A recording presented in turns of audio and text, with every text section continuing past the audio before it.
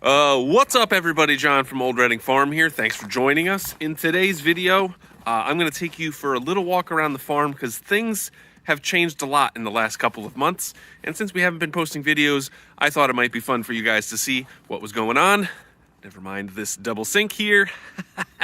Let's get started. So, it has been a very, very busy couple of months. I forget when our last video was, but we had a lot of trouble with our emus. And so we will definitely be going and checking them out. But one of the most exciting parts, which you guys did see, but can always use more, is we picked up 2 miniature donkeys. And they have just been wonderful. You can see over here, it has been super duper cold. So we have had our water heaters out and they are actually working really well. But I think at this point it is warm enough that I can take the donkeys' jackets off because one of them keeps creeping up around Olive's neck. So let me see if I can do that. Got the girl alpacas over here, they're doing well. But one of the biggest things was we had this fence built. And if you've been watching us for a while, you know that fencing has been a super important part of what we want to do and what we're going to do going forward. So what we did, and you can see most of it is painted. There's the last stretch, it ended up getting too cold to paint. But anyway, so most of it is painted, or I guess most of it is painted on the outside. The inside is not quite finished yet. But so here are our little donkey tonks. As you can see, this is Olive, and that's Hazel. Olive doesn't really like her jacket that much, so I'm going to see if I can take that off of her, actually, because it's going to be, I think, warm enough for them today. All right, well, now they're very upset with me. I'm sorry, ladies. I think it's going to be nicer out, though, today. We only really gave them the coats because it had been, like, 10 degrees or so. It was super cold. So, luckily they don't hold a grudge, do ya? No, these sweet girls. They are so nice. And it's so nice to have, like, just some livestock that we can pet and be friends with. And give them nice scratches. I mean, how can you argue with this, right? Who's a pretty girl? Yeah. That's nice. She is so sweet. This is the life, huh? Oh, yeah. Oh, that's a nice one. Okay, so we got these donkeys, obviously, and they are just the sweetest little things ever. And we built them a barn. So it is still a bit of a work in progress, but it's mostly done. Floor's in there, and we have a little hay loft that's right up there. But what I also want to do is build at least one stall in there, which is going to be sort of right down the middle. So we're going to split it sort of in half, and then it'll come out to about 2/3. So we'll have basically 2 8-foot square stalls, because there is a chance that we're going to get one more in here. Both the vet and our farrier have said that we can get at least one more girl in here. They said it would be tough with two more, so 4 would be like too much, but 1 more would be okay. So I foresee that happening at some point. They are just so sweet. But anyway, so this is a 12 by 16 barn, or like it's like a little shorter than that. It's like 11.5 by 15.5, but it's still very big. But it came out very nicely. Finished it in about a week. All milled lumber that we processed here, and a metal roof. So gotta love that. But anyway, so they're here, the fence is done. And so what we had to do is we actually paid somebody to come out and hang the fence rails. All right, so it took them about 2 full days to hang all the fence rails, but also to build a little wooden gate over on that side. And I think they actually set a couple more posts too. And, you know, it wasn't cheap, but it was like the amount of time that it would take me to do it even with Catherine helping me, would take so much longer, and they did a much better job. The only thing that I had to do was add some additional rails along the bottom. Not that it should be fine, but when we originally got this fence in, we were thinking we were gonna have alpacas over here. And like there were just some places where it was just big enough where like the little cria would be able to get out. So, and then let's see, so over here at the peacock pen. So if you remember, we also had a problem with our blue peacocks sort of bullying the all white peacock in the background there. And he ended up hurting his foot or his leg, and he was laid up for a long time, and I was not sure that he was going to make it. But he ended up making it, and he is doing just fine.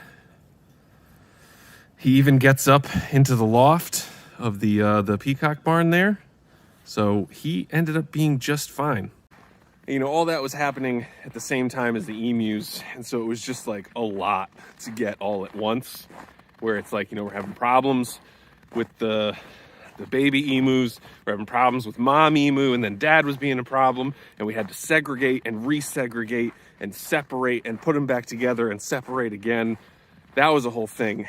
All the while, we had the problem with the white peacock, and I was just concerned that we were never going to hear from that guy again, you know?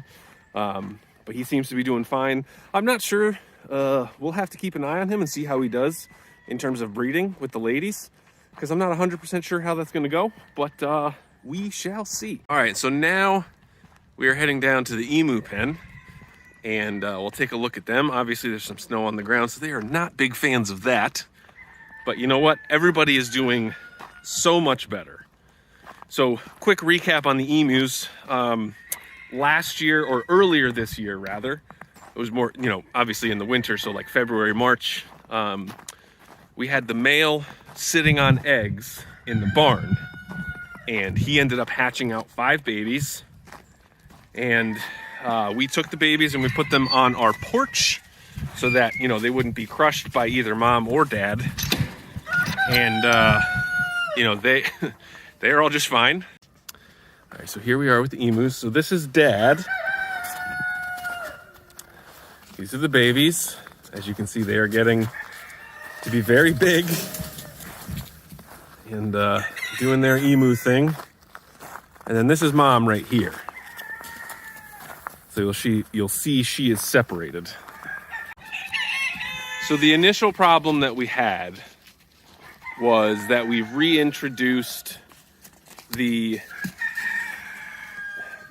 male, dad, who's right there, with the females. So we had 2 females at the time.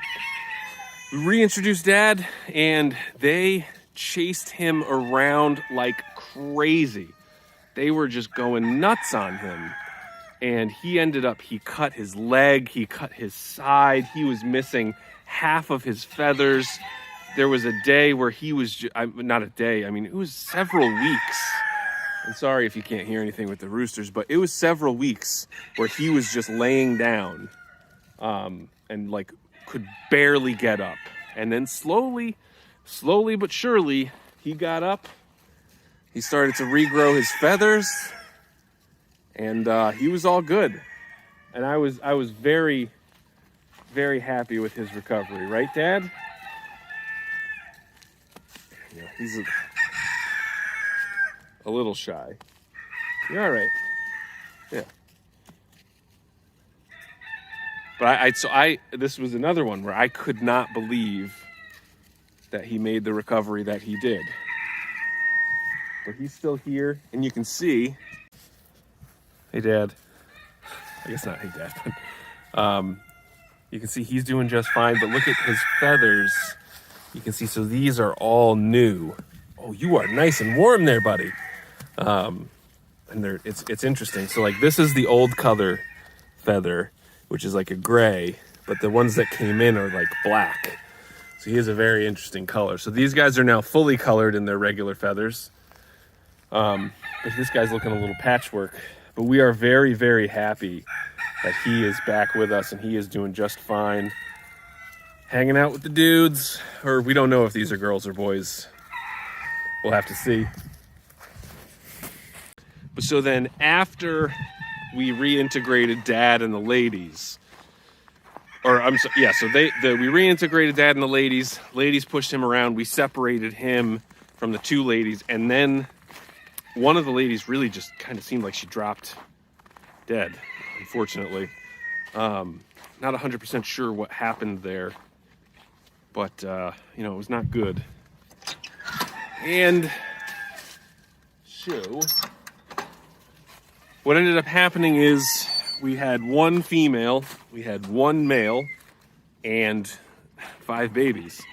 So we separated Dad and put him on the backside with the barn, and we brought the babies to him when they were old. I mean, they were probably 2-3 feet tall at that point. And then the ladies just started freaking out, and she jumped over the fence, and then Dad was beating up on the babies. So then we had to separate everybody again. And so now we have like 3 sections in there. We're only really using 2 of them, but we have the female separated. We have a 5-foot fence in between them. And I mean, she broke out of it at one point, which was no good. But anyway, we fixed it up, and it took a lot of work, and it took a lot of really blood, sweat, and tears to make that happen. And I'm still not 100% sure what we're going to do with that. We put the female emu up to, you know, to sell, and nobody seemed to really want her. So if you're looking for an emu, give me a call. But anyway, so things are looking up. Everything's doing well. It's been super duper cold, but it is now warmer outside. All right, well, thank you guys very much for watching this video, and we'll see you in the next one. We'll talk about our plans for 2025.